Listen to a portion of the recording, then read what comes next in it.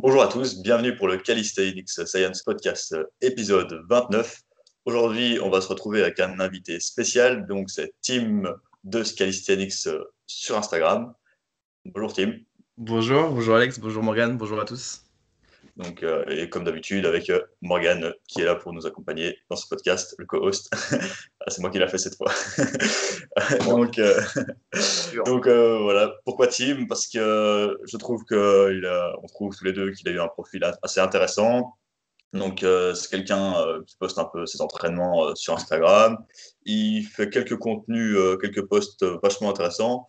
Et il a un niveau plutôt sympa. Et en même temps, il a un peu la même approche que nous. Donc, c'est-à-dire qu'il bosse pas mal de plusieurs aspects de l'entraînement, que ce soit street lifting, hand balancing, skill. Et vu qu'il a un niveau parfois supérieur que le nôtre sur certains exercices, bah, c'était intéressant de l'inviter et de lui poser quand même quelques questions, partager son entraînement et tout. Donc, en gros, ça va être une bonne discussion entre passionnés. On ne le connaît pas non plus des masses, on vient de discuter genre 10 minutes en appel, et donc on va apprendre à le connaître avec vous aussi.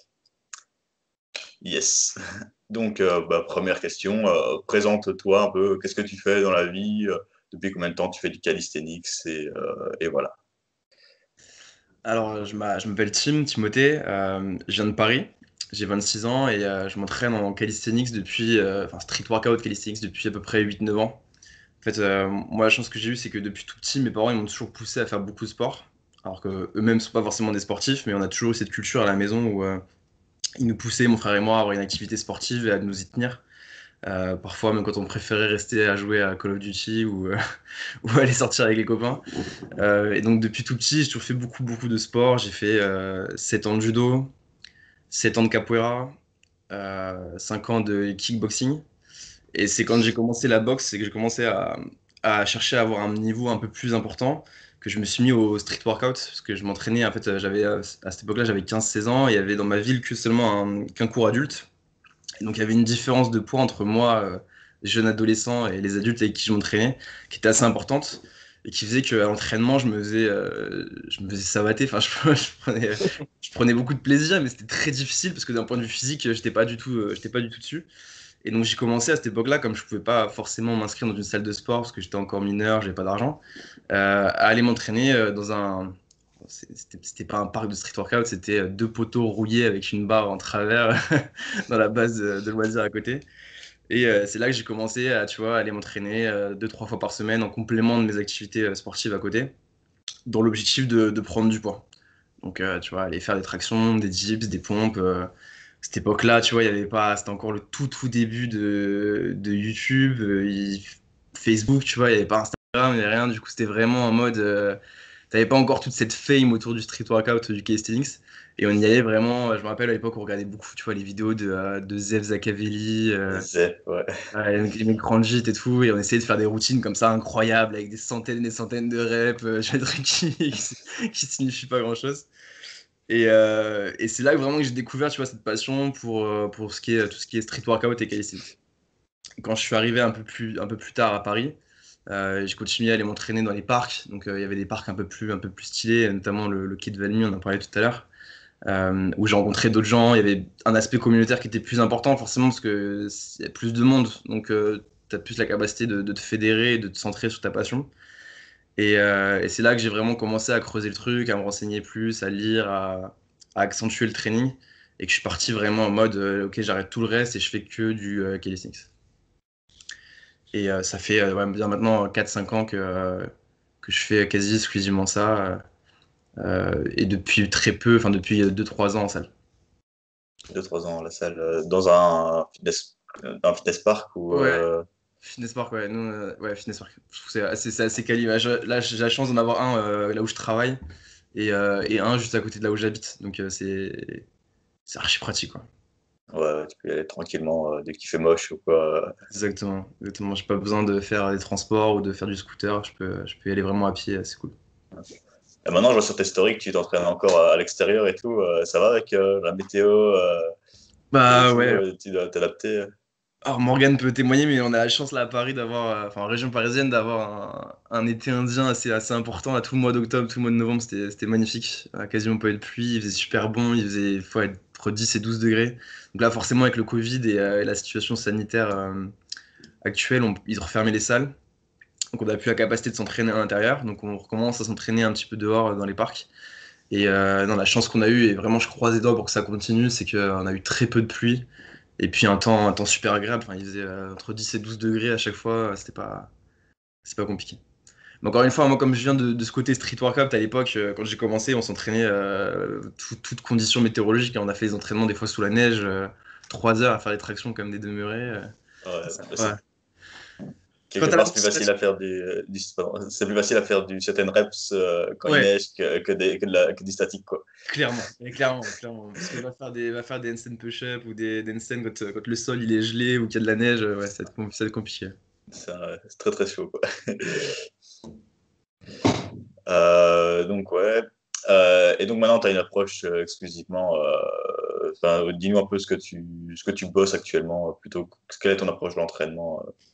J'essaie d'avoir une approche qui est assez holistique. En fait, j'aime bien un peu toucher à tout, tu vois, avoir une approche un peu plus globale, de pas me spécialiser dans un truc en particulier. Donc, je travaille mes équilibres, je travaille tout ce qui est statique, je travaille tout ce qui est en dynamique, tout ce qui est bent arm, straight arm, je travaille les jambes aussi, qui sont une partie importante de ma culture d'entraînement. Je travaille un peu de cardio, je travaille un peu de corde, enfin, je travaille un peu de tout de manière générale. J'essaie d'être globalement, de toucher un peu à tout. Après, on a toujours des choses sur lesquelles on est plus forte que d'autres. Mais globalement, j'essaie d'avoir une approche qui est plutôt globale, plutôt holistique, et de toucher un petit peu à tout. Euh, J'essaie d'avoir aussi une approche qui est réfléchie, de pas juste me pointer à l'entraînement et faire deux, trois trucs, changer de programme toutes les semaines, tester tous les trucs que je vois sur YouTube ou sur autre chose. J'essaie d'avoir plutôt une approche plus calibrée. Parce que en fait, j'ai déjà eu toute cette période de flou au début, où tu es là un peu comme un fou, tu veux toucher à tout, tu testes tout. Maintenant, je suis plus dans une approche un peu plus réfléchie. Je pense que ça vient aussi avec la maturité, avec l'âge, la maturité dans l'entraînement. Plus tu t'entraînes, plus tu vas chercher à avoir quelque chose de spécifique. Mais aussi dans la maturité globale, où je suis plus en train de me dire, voilà, moi, le training, c'est pas mon activité principale. J'ai un travail à côté, j'ai une vie à côté. Il faut aussi rentabiliser le temps qui est mis à disposition. Je peux pas me pointer et passer 5 heures sur une journée à faire un truc qui sert à rien. Qui sert à rien, qui te développe et qui t'entretient. Ouais. J'avais une autre question. Ça va me revenir. C'est quoi Merde. tes objectifs actuels? Parce que tu nous as dit que tu travailles un peu tout, mais il y a pas deux, trois objectifs particulièrement sur lesquels tu veux devenir bon dans les prochains mois? Là, mes objectifs pour l'année 2020, c'était surtout de pouvoir valider ma straddle planche à 5 secondes en clean form, donc les pieds vraiment alignés avec le bassin, les épaules, une forme assez stricte, sur un hold assez conséquent. Pas précisé, mais je fais entre 82 et 85 kilos à l'année, donc un poids qui est assez important par rapport à d'autres pratiquants. Tu mesures combien? Et je mesure 1,75 m. Ça dépend pas mal aussi. Enfin, Ouais, du coup, ouais, je comme pense que je sais que un. je suis petit. Je suis plutôt large, mais je suis petit, donc ça va. J'ai des leviers un peu plus faciles que les mecs plus grands. Mais non, c'était vraiment ouais, passer ma straddle planche et après améliorer tout ce qui était dips lestés, traction lestée, handstand push-up, 90 handstand push-up, muscle up lesté et front lever. Et là, j'ai réussi à quasiment valider tous les objectifs que je voulais, à l'exception du front lever, qui est toujours qui est ma grosse bête noire sur l'année 2020. Et ça, juste avant la fermeture des salles.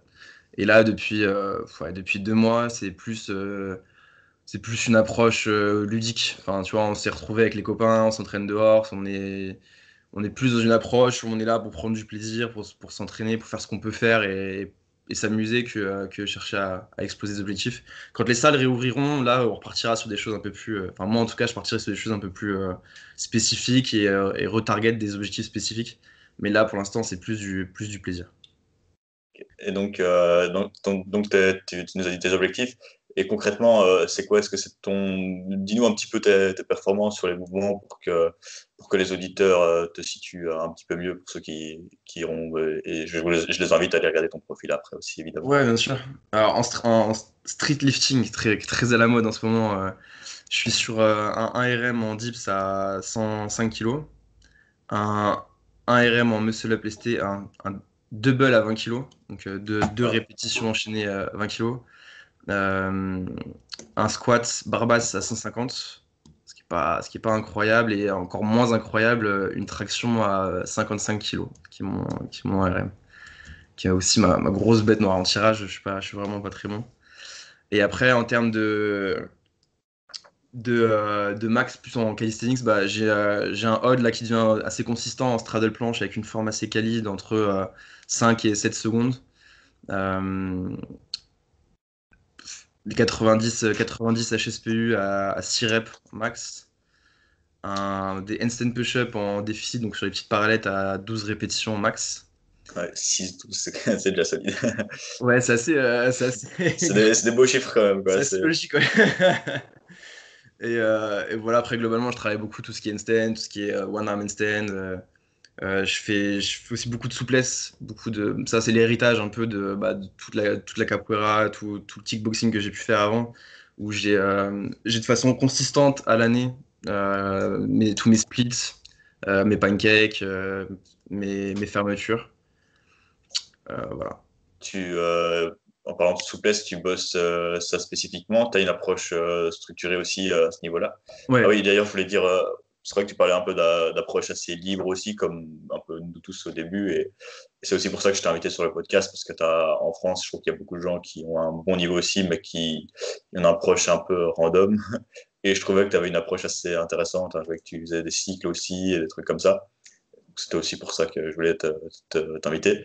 Et donc, en parlant de souplesse, parce que c'est clair que les arts martiaux, ça te permet directement d'avoir développé ta souplesse, surtout quand tu étais petit, à un moment opportun. Et donc, euh, ça te permettait sûrement d'avoir la souplesse que tu as actuellement. Mais je suppose que tu as quand même dû la travailler encore pour la maintenir et même pour l'améliorer ouais, de manière exactement. intelligente. Ouais, exactement. Et la souplesse, c'est un gros point. Alors moi, j'accompagne aussi je suis pas coach professionnel comme vous, mais il y a des gens qui viennent me voir pour prendre des conseils et demander des accompagnements. Donc je me suis développé un peu dans cette activité-là, et j'accompagne justement beaucoup de gens là-dessus. Et ce que je remarque, c'est que en souplesse, plus qu'en autre chose, il y a un vrai déficit de connaissances. Mais je pense que ça vient du fait que peut-être en Occident, on a une façon aussi de traiter le corps humain et de traiter la mécanique du corps humain qui est un peu différente de ce qu'on peut trouver dans d'autres parties du monde, qui ont conservé justement ses capacités physiques et ses capacités de mobilité et de souplesse. Et ce que les gens, beaucoup quand ils viennent te demander des conseils en souplesse ou quand ils viennent te demander un programme, un accompagnement, ils ont une vision de tout ce qui est étirement comme quelque chose qui doit être plus dans de la relaxation. Tu vois, le truc que tu fais en 5 minutes où tu vas t'étirer le quadriceps après avoir fait ta partie de foot avec les copains. Ce qui est très loin, très très loin de la vérité quand tu travailles ta souplesse. Tu te rends compte que si tu veux vraiment progresser en souplesse, il faut que tu le considères comme un entraînement à part entière. Et moi, c'est le cas, hein. Mes entraînements de souplesse, c'est des entraînements à part entière. C'est pas un truc que je fais à la fin d'entraînement ou à l'échauffement. C'est quand je veux travailler ma souplesse sur des mouvements spécifiques, j'ai une séance qui est entièrement dédiée à ça. Donc là, en ce moment, c'est à peu près environ 2 fois par semaine. Et effectivement, une fois que tu comprends la technique, la mécanique du travail de souplesse, qui est hyper basée sur ta respiration, qui est hyper basée sur l'adaptation de ton système nerveux central, parce que finalement, la souplesse, c'est que ça, hein, c'est que la capacité que tu vas avoir à apprendre à ton système nerveux central à relâcher la tension pour lui permettre de lui dire, ok, là, tu peux t'étirer, tu peux détendre le muscle. Et tous les principes que tu appliques habituellement à ton entraînement de force ou d'hypertrophie, d'endurance, tu peux les appliquer à la souplesse. Donc ça va être de la surcharge progressive, ça va être de la recherche d'amplitude, ça va être des travaux qui vont te permettre de graduellement augmenter la difficulté tout en permettant à ton corps de récupérer. Ouais, excellent, bah, totalement d'accord. Hein. Donc, c'est top. C'est top, c'est top. Bah, j'ai envie que tu nous dises un petit peu ta routine d'entraînement, par exemple. On va se faire un petit critique ma routine, mais peut-être pas actuellement, parce que ici c'est peut-être un peu plus random, comme tu dis, Ouais, en essayant des trucs. Mais on va dire la plupart du temps, c'est quoi un peu ton approche d'entraînement, quel split tu utilises, quelle fréquence, etc. Que tu pratiques. Alors là, le split qui m'a permis de vraiment valider la grosse majorité des objectifs que j'avais pour l'année 2020. C'était un programme que j'ai créé, pour lequel je me suis d'ailleurs énormément programme que tu mets à disposition gratuitement, Alex, sur ton site web, Skill et street lifting. qui je trouve, enfin, qui est excellent. On en reparle encore une fois, hein, mais je trouve que l'approche que tu as et le contenu que tu partages sur la sphère calisthenics francophone est quand même super intéressant. Et moi, je me suis énormément basé là-dessus. Après, je vois aussi, Morgane, derrière toi, tu as Overcoming Gravity, qui est un Ouais. boutique que j'ai chez moi aussi, pour lequel je me suis beaucoup aidé. Mais en fait, j'ai monté un programme qui était sur du straight arm, bent arm. Donc, un jour bras tendu, un jour bras plié. euh, sur un entraînement avec 4 jours semaine, avec l'entraînement lundi, mardi, jeudi, vendredi. Et qui est vraiment le programme, je pense, qui m'a fait vraiment le plus exploser là sur cette fin d'année 2020 et qui m'a permis justement de passer de 0 secondes en straddle planche à quasiment 5-6 secondes en clean form en l'espace de même pas en l'espace de 8 semaines, en l'espace de Putain, cycles. c'est énorme. Mais tu l'avais déjà eu avant ou pas la Non, non, straddle? je l'avais vraiment jamais, je l'avais jamais passé clean. Putain, c'est fou. Et justement, moi, je me suis vraiment, en fait, pour la première fois, bah, alors déjà, il y a plein de choses qui sont concurrentes, hein, mais le fait que je me retrouve au chômage technique par rapport à la situation du Covid, qui m'a permis d'avoir beaucoup de temps à disposition et surtout beaucoup de temps pour récupérer les entraînements. Je pense que ça a énormément déjà aidé. Et après, ça a été aussi d'avoir une approche qui était la plus tactique possible, où j'avais vraiment des entraînements qui étaient ciblés plus que sur ma progression, qui étaient ciblés sur ma récupération.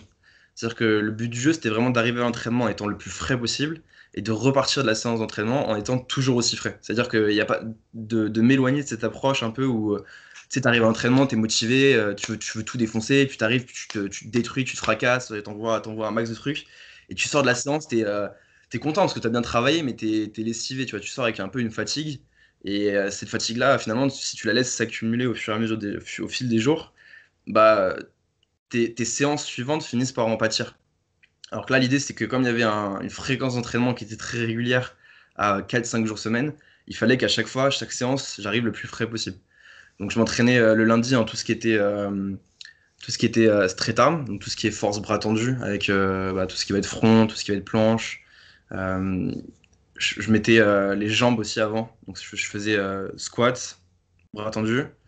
Le lendemain, je faisais Tu faisais les squats avant ou après la séance? avant, toujours avant, parce que du coup, Avant. c'était ce que j'avais le moins envie de faire. Donc, si tu les programmes à la fin de ta séance, après une heure et demie de street arm, tu les sautes, quoi. Tu, tu rentres chez toi goûter. Donc, non, non, le but du jeu, c'était de les faire tout de suite à l'échauffement, d'enchaîner directement avec mes séances de squat. Où là, j'ai suivi la programmation alors, le nom m'échappe, mais c'est le programme 5-3-1. Ah ouais, Jimmy Wendler. Et- Ouais, Jim Wilder, exactement. Que vous devez sûrement connaître, qui est super pratique parce qu'elle est très condensée. Elle permet de faire des séances de squat de allez, une demi-heure, trois quarts d'heure grand max avec l'échauffement Ouais. et 2 fois Tu par faisais, semaine. tu faisais pas d'assistance avec ça alors, hein. Tu faisais. Je faisais dans son programme, il préconise du coup de suivre sa programmation en 5-3-1 et de faire un volume après en Ouais, cinq ouais. fois 10 ou 3x10. Ouais, c'est ça, il propose. C'était, ouais, il y avait le choix, hein. Je crois que tu pouvais faire du 5x10 ou alors tu pouvais faire un autre protocole aussi. Voilà. Mais moi, du coup, j'ai coupé les deux en fait. Comme je m'entraînais en straight arm 2 fois par semaine, le lundi et le jeudi, je faisais la partie force pure du 5-3-1 et le jeudi, je faisais la partie volume.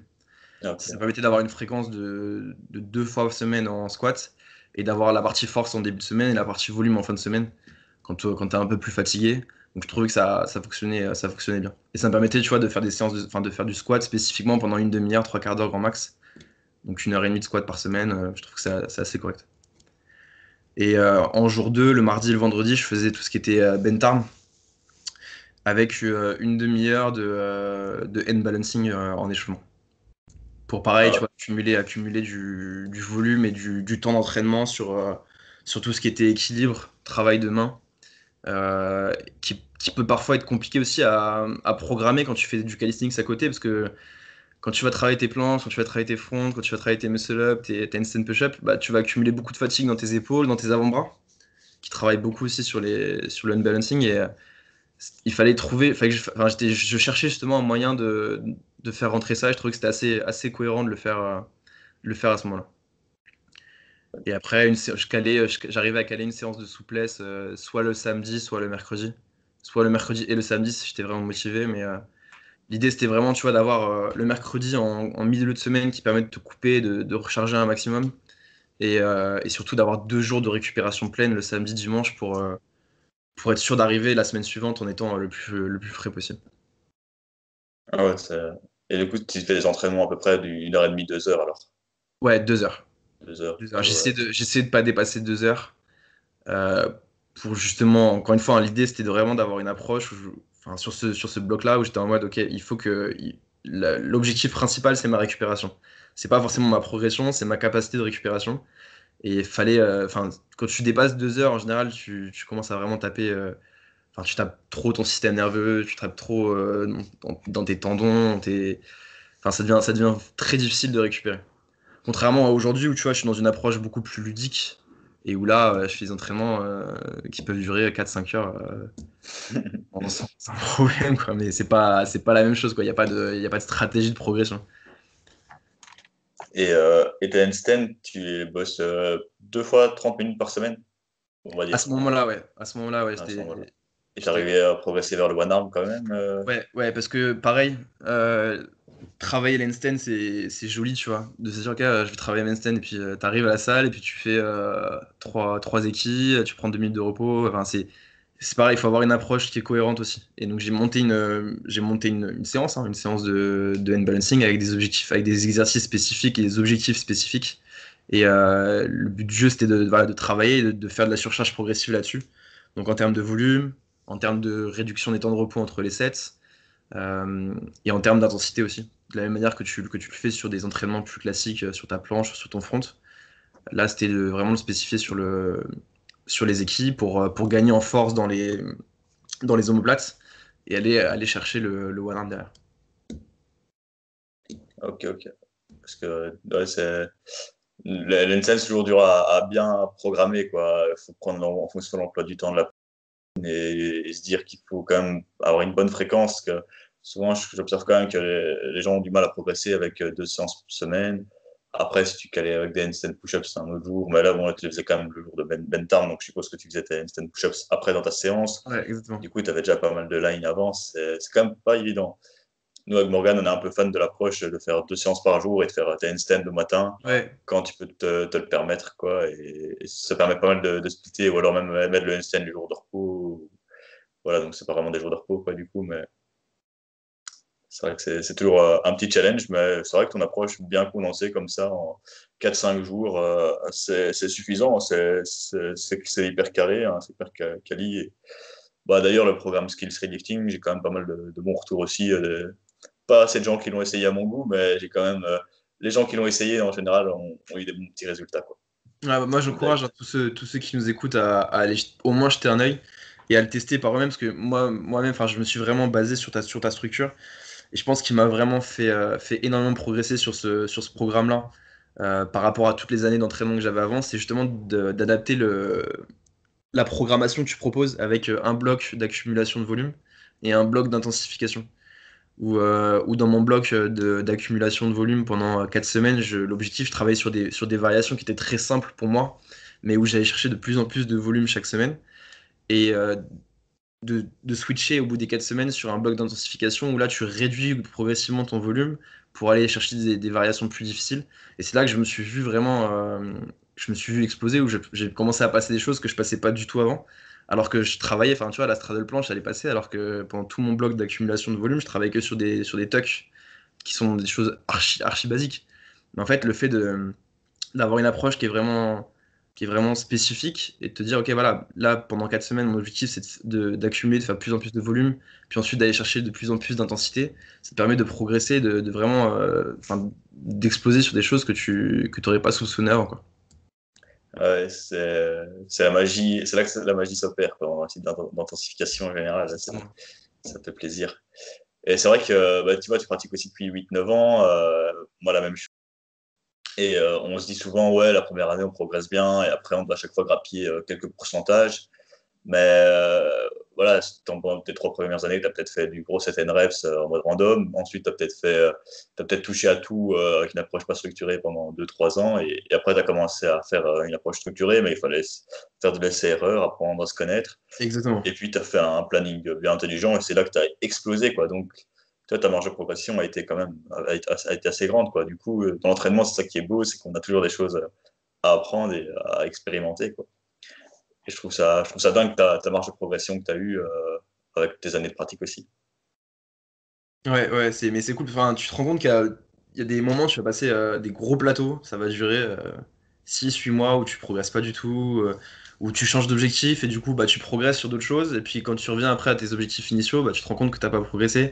Mais comme tu dis, hein, c'est aussi beaucoup d'essais-erreurs et c'est pour ça que je pense que ce qu'il faut garder en tête, enfin en tout cas ce que moi j'essaie de garder en tête et ce que je préconise à tout le monde, c'est d'être avant tout là pour prendre du plaisir, tu vois, de s'amuser, de kiffer, de rester actif et de pas forcément trop se prendre la tête non plus sur les objectifs ou sur ce que les autres à côté peuvent faire sur Instagram ou sur YouTube.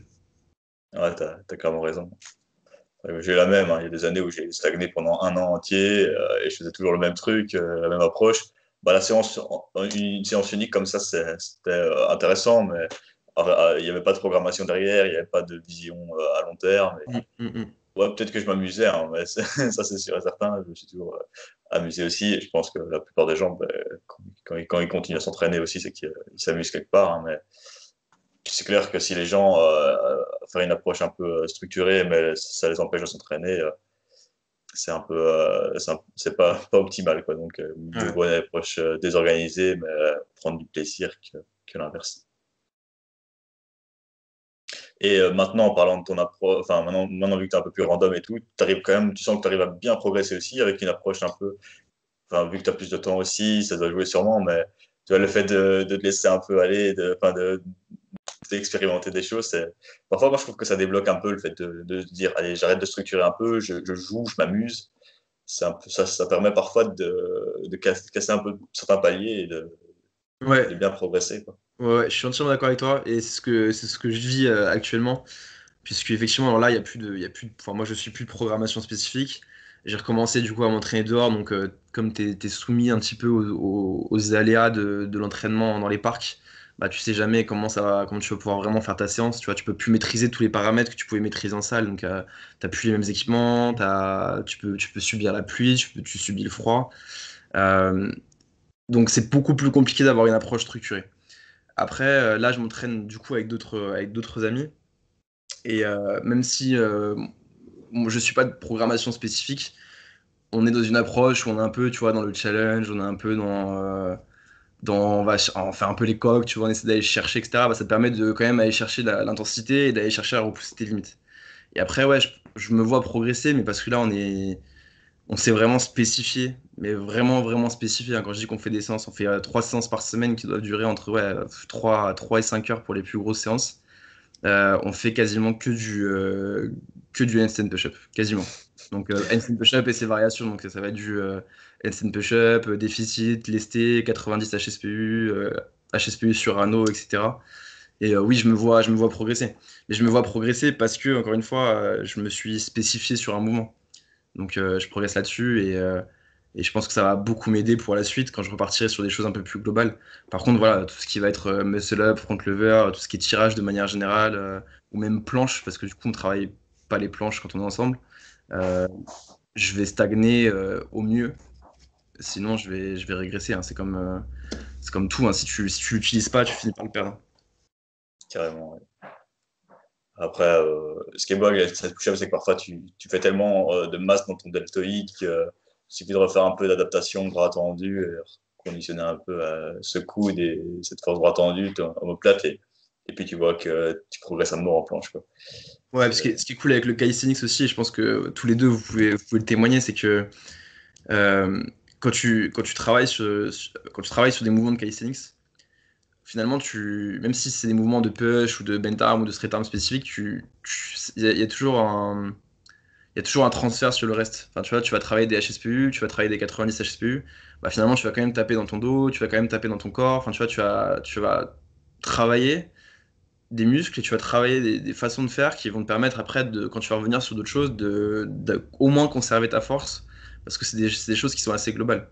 Contrairement à si tu t'entraînais en body ou sur d'autres sports où tu vas faire des choses très spécifiques qui vont pas du tout te servir à côté. Là, je trouve que quand tu travailles sur des mouvements de calisthenics, finalement, c'est des choses qui sont assez globales d'un point de vue physiologique. Et si tu travailles que sur des muscle-up, ou si tu travailles que sur des handstand push-up, bah, tu peux quand même travailler le reste à côté. Ah ouais, clairement. Mais après, c'est aussi le fait qu'on. Parfois, on se perd aussi, justement, dans cette approche-là holistique, c'est qu'on essaie de parfois tout faire en même temps, Ouais.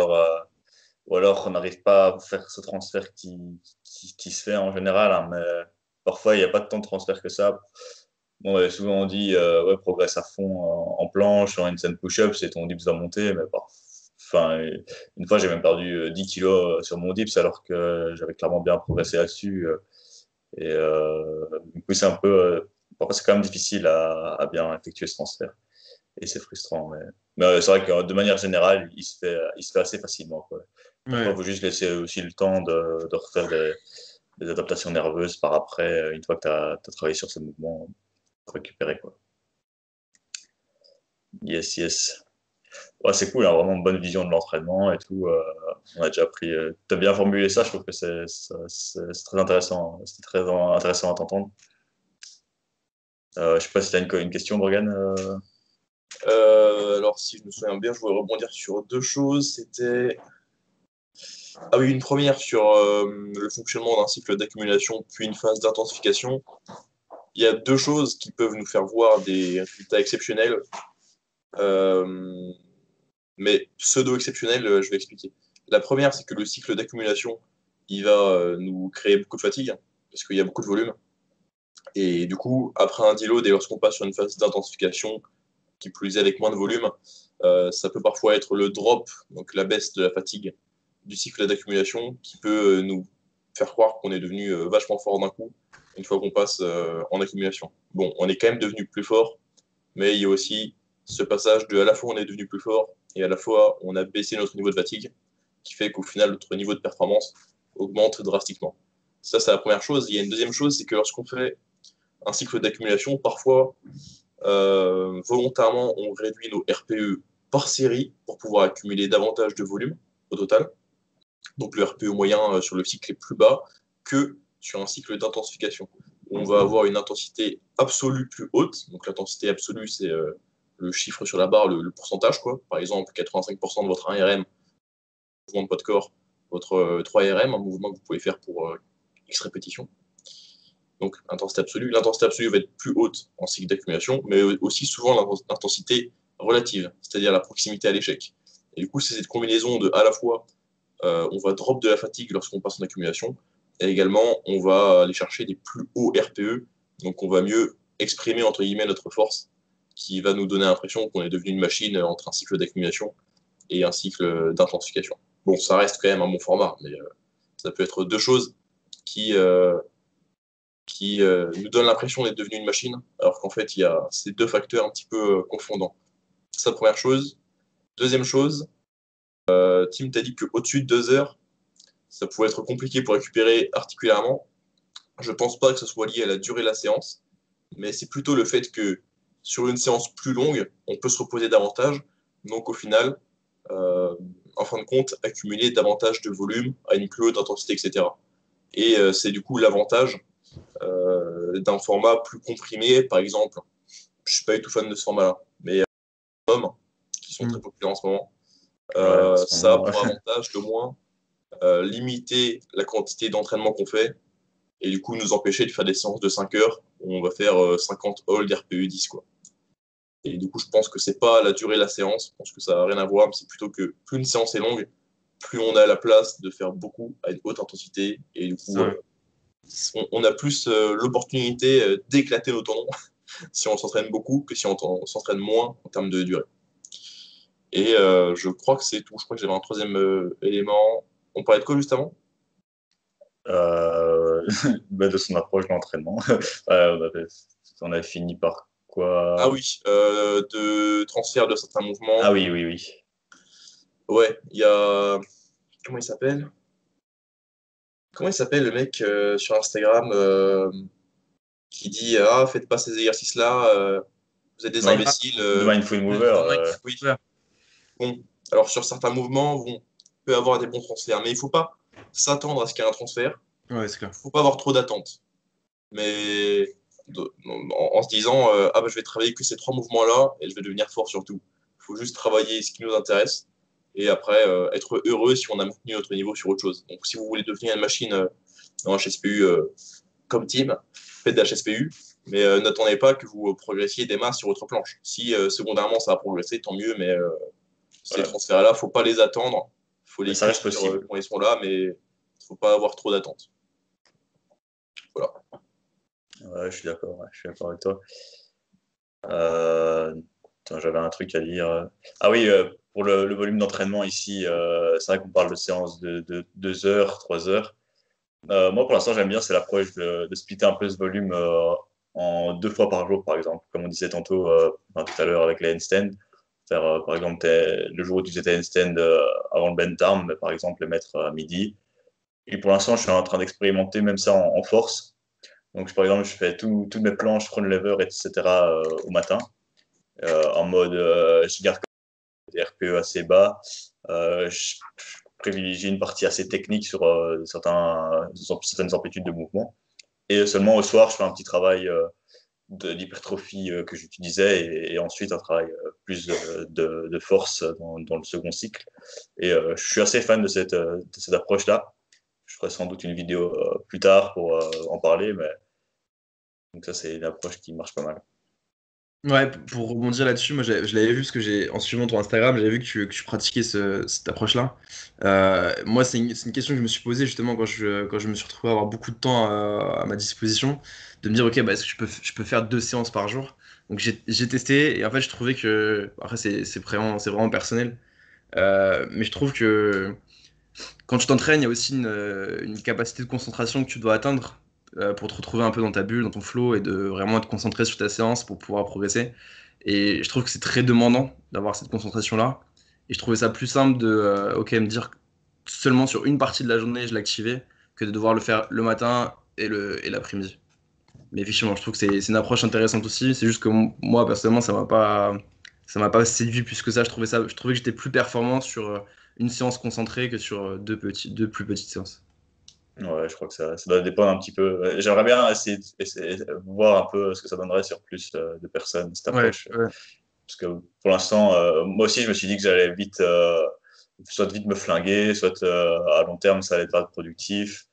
Parce que c'est quand même de la force, quoi. C'est plus, hein, c'est pas des mêmes, c'est quand même 2 fois les mêmes composantes qu'on bosse presque. Et finalement, là, j'en suis assez satisfait. Bon, juste pour l'instant, j'ai une petite baisse de régime, mais j'espère que ça va remonter. Mais je crois à ce split. Et parce qu'en aigu, comme ça, quand tu fais tes séances-là, tu vas sur tes deuxièmes mouvements, admettons, quand tu feras ta séance bent arm, tu vas revenir dessus.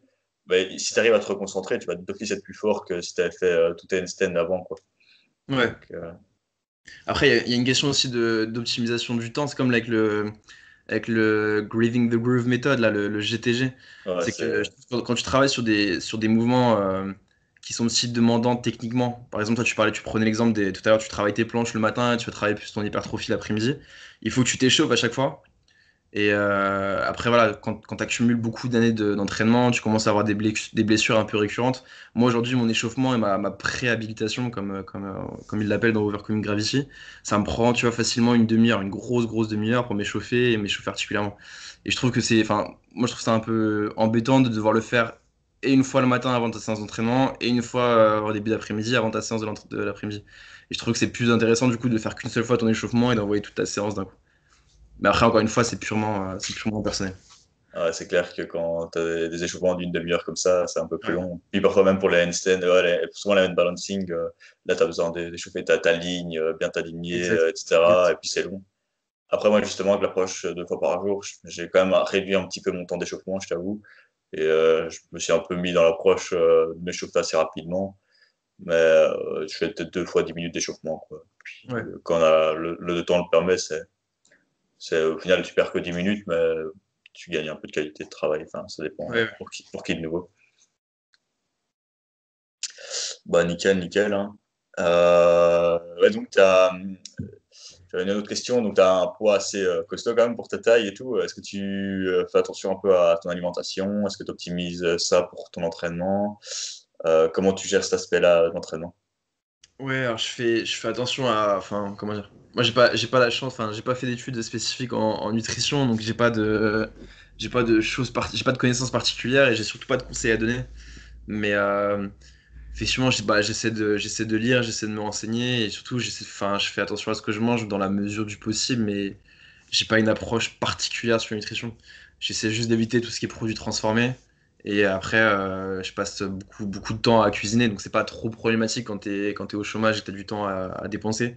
C'est plus compliqué quand tu bosses et quand tu bosses beaucoup, mais là, surtout en ce moment, enfin, je prends vraiment le temps de me faire à manger et globalement, je mange de façon correcte.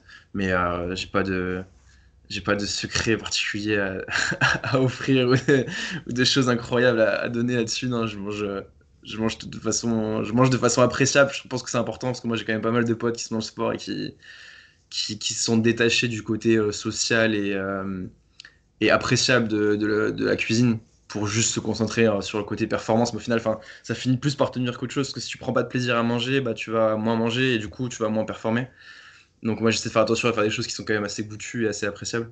Mais non, je fais attention dans la mesure où du possible. Enfin, j'évite les fast-food, j'essaie d'éviter les écarts de nutrition. Et après, je me fais la plupart du temps, je me fais mes plats et je travaille que sur des produits qui sont non transformés. C'est comme d'optimiser ça un peu, manger tes protéines, faire attention au taux d'entraînement, Ouais, faire peut-être des prises des périodes où tu prends un peu de poids ou t'en perds un peu. ouais. Après, j'ai jamais traqué mes calories, donc donc tout de suite t'es limité dans ton approche parce qu'à partir du moment où tu traques pas tes calories, enfin tu peux pas. Ouais. Ce que tu mesures pas, tu peux pas l'impacter. Donc, à partir du moment où tu mesures pas, je pouvais pas vraiment faire de miracle. Après, non, moi, je fais pas trop attention à mes cycles de prise de nutriments, tu vois. Je pense que tu fais référence à tout ce qui est cycle par rapport aux protéines pour pouvoir améliorer la synthèse des protéines, pour améliorer ta récupération et tout. Moi, je suis pas du tout là-dedans. Le seul truc que je cycle, c'est de faire attention à pas manger trop proche de mon entraînement, d'avoir tu vois 2 heures pour bien digérer avant mon dernier repas, avant de commencer l'entraînement. Et pour le coup, c'est un truc sur lequel je faisais pas du tout attention avant. Et ça m'a beaucoup desservi. Parce que finalement, quand tu manges beaucoup, que tu manges en conséquence, parce que tu as besoin de récupérer, tu as besoin d'avoir de l'énergie, si tu prends un gros repas et qu'une demi-heure après, tu te retrouves à devoir t'entraîner, faire des handstands, etc., bah tu es dans le gaz en fait. Et moi, ça m'est souvent arrivé quand je commençais l'entraînement, je comprenais jamais pourquoi j'avais ces gros coups de fatigue, etc. Et en fait, quand j'ai compris qu'il fallait laisser le temps à ton corps de digérer pour pouvoir utiliser un maximum de nutriments, bah ça a tout de suite été super plus facile. Donc non, je fais juste attention à ça. Après, non, j'ai pas de Ouais. je cycle pas. Bah, c'est cool hein, d'avoir une approche comme ça, et ça ne t'empêche pas de progresser et Ouais. d'avoir un beau physique quand même, enfin, une belle masse musculaire et savoir t'entraîner comme il faut, quoi. Donc, c'est très intéressant. Et puis aujourd'hui, on a accès, hein, on en parlait avec Morgane, parce que Morgane suit des études de nutrition spécifiquement, mais Euh, comme pour l'entraînement, finalement, tout ce qui va être nutrition, on a accès aujourd'hui à tellement de savoir, de données avec Internet, avec YouTube, avec tous les documents qui sont mis à notre disposition, que finalement, juste en passant un petit peu de temps, en investissant un petit peu de temps dans ta recherche, tu peux attraper comme ça, glaner des principes assez simples et les mettre en application derrière sans avoir une approche ultra spécifique et qui permet de progresser, d'être bien dans ta nutrition sans forcément devoir te prendre la tête tout le temps à te dire putain mais qu'est-ce que je vais manger ce midi ou qu'est-ce que je vais devoir acheter en course pour pouvoir manger. Ouais, ouais, nickel, nickel. Bah, on a quand même fait pas mal de tours. Euh, J'avais peut-être une question encore. Comment est-ce que t'as jamais pensé à faire un petit cycle où tu essaierais de faire, par exemple, plus de tirage, par exemple, pour améliorer ça? Est-ce que dans tes séances, tu mets toujours l'emphase sur ta poussée. Par exemple, ton premier exercice de ta séance, tes exercices de poussée, peut-être une série Perret, est-ce que tu mets tes exercices de poussée en premier? Ou alors est-ce que tu as déjà essayé de mettre tes tirages en premier exercice? Ou alors dans tes séries Perret, le mettre en A1 par exemple? Dans dans le programme dont je parlais juste avant, là, sur les deux blocs de 4 semaines chacun, donc 8 semaines, qui m'a permis vraiment de bien améliorer mes handstand push-up et ma planche, j'avais un volume qui était égal, absolument égal, entre le tirage et la poussée. Et de manière générale, dans tous les programmes que j'ai pu faire avant, depuis toujours, j'ai toujours mis l'emphase sur cette équité entre le volume de tirage et le volume de poussée parce que je trouvais que c'était important déjà de travailler les deux, et puis dans un point de vue de progression globale et de santé globale, je pensais que c'était important, tu vois, d'avoir cet équilibre, cette balance entre le poussé et le tirage. Donc il n'y a que là, très récemment, depuis que les salles ont fermé, que je fais quasiment que de la poussée. Mais sinon, globalement, j'essaie toujours d'avoir un volume équivalent en tirage et en poussée. Après, effectivement, comme tu le notais, c'est que dans mes A1, dans mes supersets, à chaque fois, c'était toujours mon mouvement de poussée qui était mis en avant. C'est lui qui bénéficiait le plus de mon énergie, puisqu'il était fait en premier. Et je pense que globalement, on en parlait aussi avec Morgan avant de commencer le podcast en off. Euh, on a tous des prédispositions génétiques sur certains mouvements. Et moi, globalement, je suis prédisposé à faire tout ce qui est poussé. Je pense que ça a sûrement à voir avec la longueur de mes clavicules, la longueur de mes bras. Enfin, tu vois, il y a plein de facteurs qui rentrent en compte. Et donc, j'ai toujours galéré sur le tirage. Et en fait, moi, je pense que dans mon cas à moi, spécifiquement, il faudrait que j'inverse les choses. Et plutôt que d'avoir un volume égal en tirage et en poussée, il faudrait que j'ai plus de tirage que de poussée. Mais c'est hyper frustrant parce que quand tu travailles, et surtout quand tu travailles en calisthenics, enfin, globalement, tout le monde aime travailler sur quoi il est bon. C'est, c'est quelque chose d'assez logique. Enfin, tu prends plus de plaisir à faire des choses dans lesquelles tu réussis. Et c'est vrai que j'ai du mal à. Enfin, pour l'instant, c'est pas encore mon objectif. Mais quand je reprendrai sur des formules, sur des programmes plus axés street lifting, où là, je préparerai des compétitions, etc., comme j'ai pu le faire avant, en général, dans ce genre de programme-là, je mets l'emphase sur ce sur quoi je suis le plus mauvais. Donc, traction de muscle-up à fond, et c'est eux qui prennent le gros du volume, en fait. Ouais. Ouais, c'est pas pour te blâmer, hein. Après, tu restes assez correct, hein. Tu nous avais dit 55 kilos en traction et en front lever, je crois que tu as quand même un bon straddle, presque un full, hein. Ouais. Euh, ouais, ouais, Forme laisse à désirer encore. pardon? La forme laisse à désirer encore. Il y a du boulot. Il y a du boulot. Ouais, bah, je crois que ça va. Il y a quand même la ligne qui est là. Il y a peut-être moyen d'améliorer l'omoplate et l'extension de hanche. Toujours, hein, toujours, mais, mais voilà.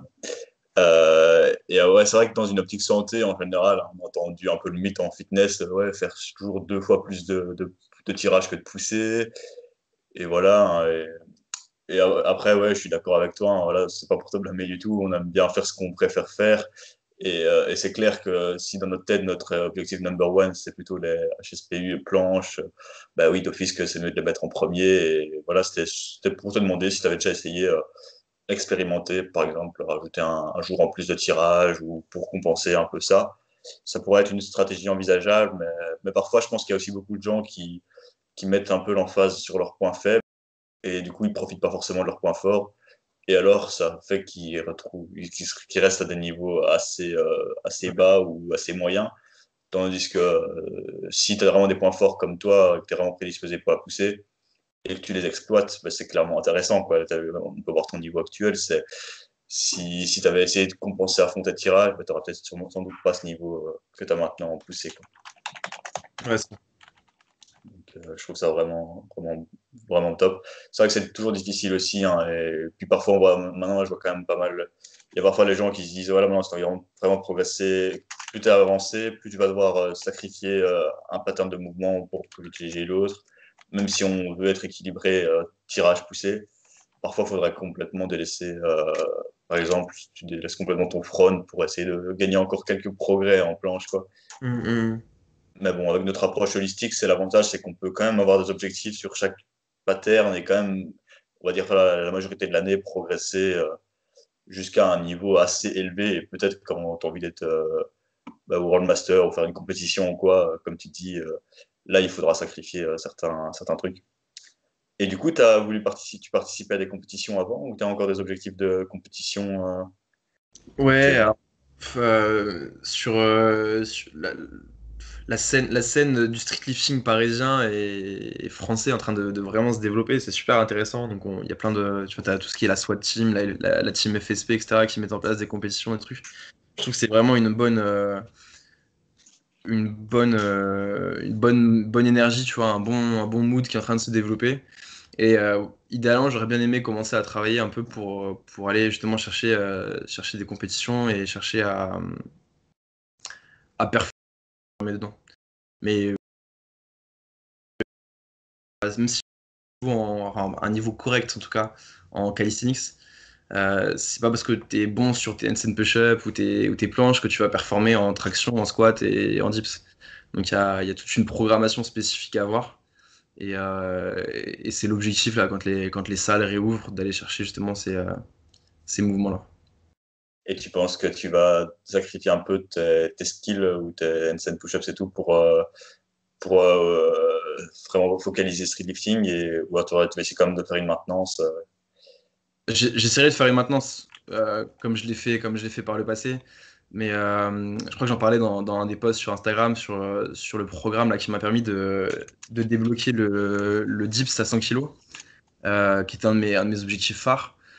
Quand j'étais sur ce programme-là, forcément tu mets tes skills en maintenance que tu veux pas perdre. Enfin, tu vois, quand tu as mis autant de temps à développer ta planche, tes handstand push-up, etc., tu veux surtout pas les perdre. Donc tu les mets en maintenance. Le problème, c'est que même la maintenance, c'est pas forcément.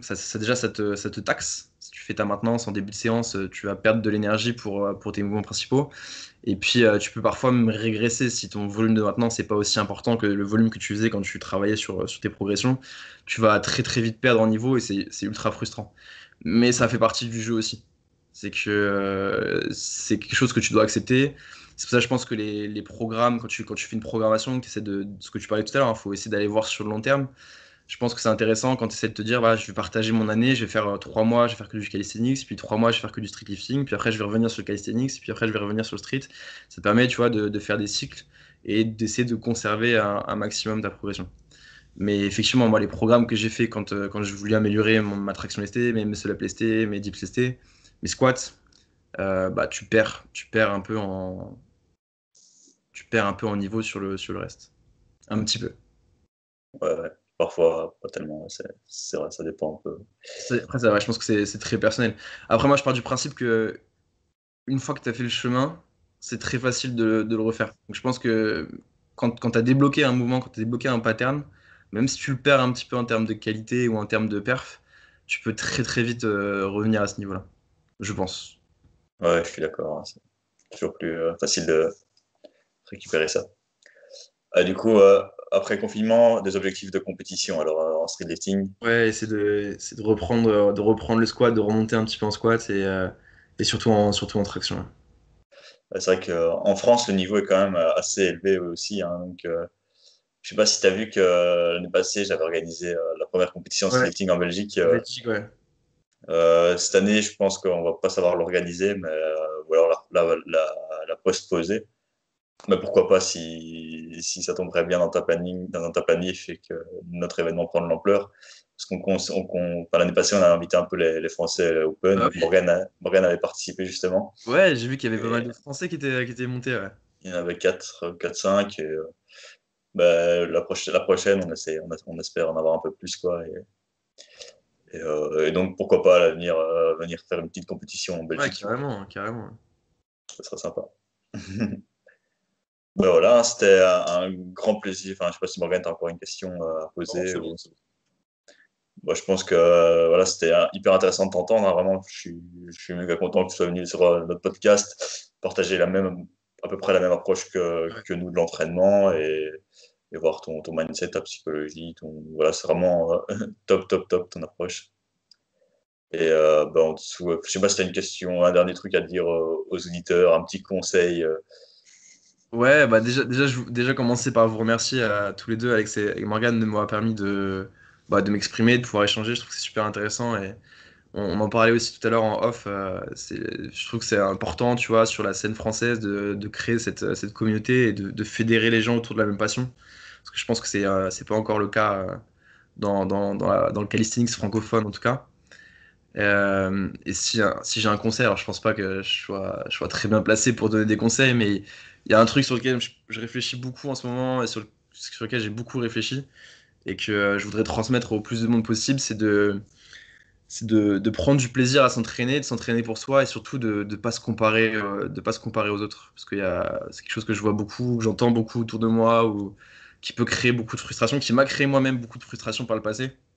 Quand tu vois des mecs qui performent de fou, euh, tout le monde est différent et tout le monde a des choses différentes. Tu peux pas, si toi t'as un job, que tu travailles 40 heures par semaine, que tu dois gérer ta maison, gérer ta famille, tu peux pas te comparer à un mec qui a 20 ans, qui vit chez ses parents et qui s'entraîne tous les jours depuis 10 ans. Enfin, tu vois, il y a des choses qu'il faut remettre dans le contexte et surtout ne pas se comparer aux autres. C'est important d'avoir des objectifs, c'est important d'être capable de se mesurer aux autres, mais il faut remettre les choses dans le contexte. Si tu peux pas, il faut comparer ce qui est comparable. Et donc, pas créer de frustration si vous avez vos études, si vous avez votre taf, si vous n'arrivez pas à progresser sur un truc. C'est pas en regardant l'autre en se disant putain, mais je comprends pas comment ça se fait que lui il performe autant. Bah, il a une vie différente de la tienne, quoi. Nickel, Voilà. ouais. Excellent mot de la fin, je suis complètement d'accord avec ça. Allez, ben, c'était tout pour le Calisthenics Science podcast épisode 29. Un vrai plaisir de t'avoir eu sur ce podcast, Tim. Merci beaucoup. Merci on te souhaite une bonne continuation, de bien profiter de cette fin de confinement pour te réentraîner et peut-être des bonnes performances en compétition à l'avenir. Allez, ciao tout le monde.